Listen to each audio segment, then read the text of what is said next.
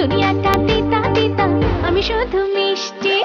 2014 সালে লাভ স্টেশন সিনেমার মাধ্যমে ঢাকাই সিনেমার রূপালী পর্দায় ক্যারিয়ার শুরু করা অভিনেত্রী মিষ্টি জান্নাত সিনেমার চেয়ে বেশি আলোচনায় থাকেন তার ব্যক্তি জীবনে নানান মুখরোচক গল্প নিয়ে। সামাজিক যোগাযোগ মাধ্যমে সরব থাকা এই অভিনেত্রী সম্প্রতি এক ফেসবুক পোস্টে মিথ্যে মামলা এবং প্রাণনাশের হুমকির কথা জানান।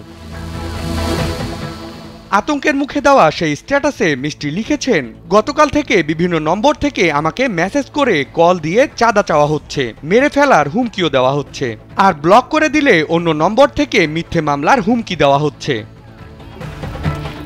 নেটিজেন ও ভক্তদের অনেকেই মন্তব্য ঘরে প্রাণনাশের হুমকির বিষয়টির তীব্র নিন্দা জানিয়ে নিকটস্থ থানায় জিডি করার পরামর্শ দিয়েছেন এবং পাশে থাকার প্রতিশ্রুতি দিয়ে সাহস জুগিয়ে চলেছেন। স্যান্ডেলিনা সো, রূপচর্চায় আভিজাত্য।